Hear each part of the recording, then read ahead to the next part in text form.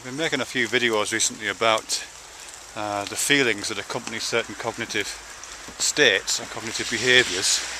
So I talked about the feeling of meaning, I talked about the feeling of knowing, I talked a little bit about the feeling of what happens coming out of Damasio, and a little bit about the feeling of free will, or the feeling of what happens next, borrowing off Rodolfo Linas.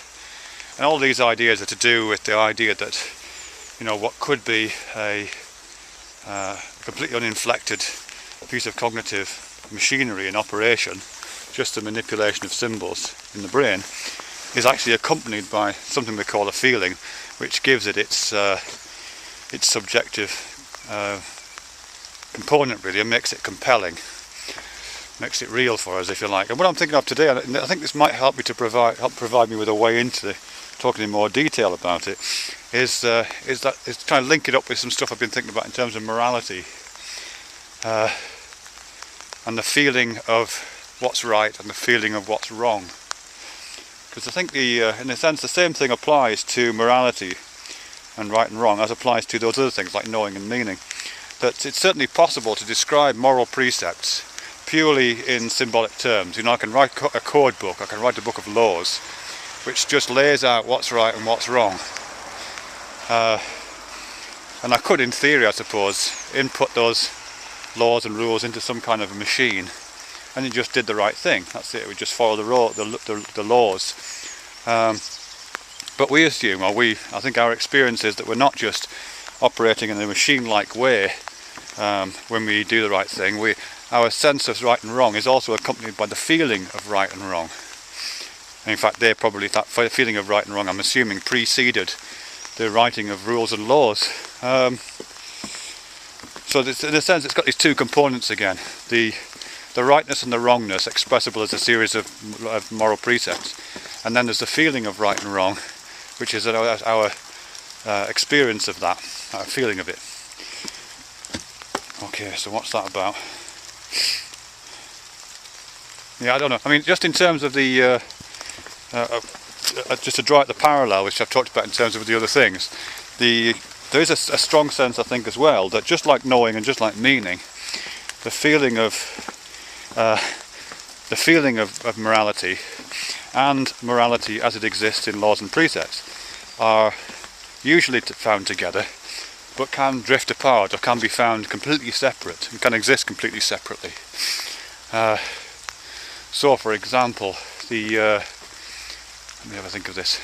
Yeah, some of the more arcane and more complex laws, we kind of understand them as being rationally immoral, or rationally, you know, we understand that the behaviour they refer to is rationally immoral and should be made illegal. And I think some of the crimes against corporations fall into that category. You know, if you take a pen home from the office, it's very different to stealing a pen out, or it feels very different to stealing a pen out of someone's pocket, even though the action is broadly speaking the same. I know there are some distinctions, but broadly speaking it's the same activity. But one feels very different, or one just lacks that feeling component. It doesn't feel like a crime to take a pen home from the office or to download a piece of music, whereas it does feel like a crime to steal a pen from someone's desk, or to to go into HMV and just nick a CD off the shelf.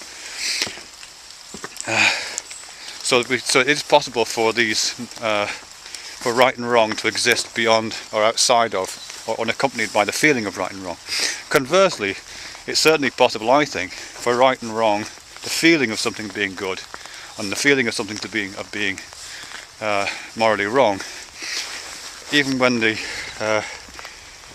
kind of logic of it, the rationality of it, can't be argued. There's a great example of that, I think. I can't remember where I read it, but it's a kind of test of moral understanding, where you tell this story and you ask people to describe the morality of it afterwards. And the story is that a brother and sister go on holiday together for the weekend, and they go camping and they have a great time.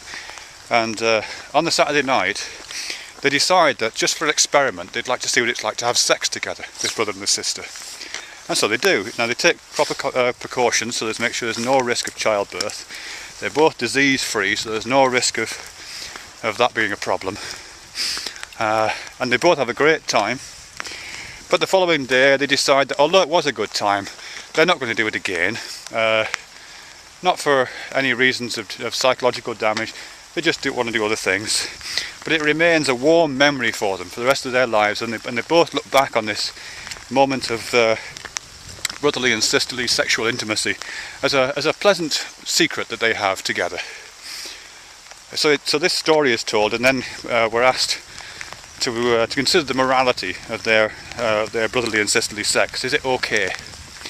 And most people will say, no, that's morally wrong, or many people will say it's morally wrong. When you ask them why, none of the reasons are obvious. None of the reasons the rationalizations we would usually use are present. You know, if you're using a purely utilitarian, balancing pleasures and pains type argument, that doesn't work, because neither of them suffered pain or any kind of psychological pain, and both of them have enjoyed the experience. In terms of consequences, you can't do that, because there's no children, no disease, nobody knows about it, so there's no kind of psychological consequences for anyone else. So any of the usual measures that we use for analysing and rationalising moral feelings are absent, and yet the feeling persists. Okay, I think that's all I've got to say on that right now. But all I'm saying there really is that morality, the feeling of right and the feeling of wrong, correlates with those other feelings I've talked about, the feeling of knowing and the feeling of meaning, feeling of what happens next, has a similar structure. And the components of that structure, the rational kind of symbolic aspect of it and the felt sense of it, seem to be able to exist independently. I think that makes sense.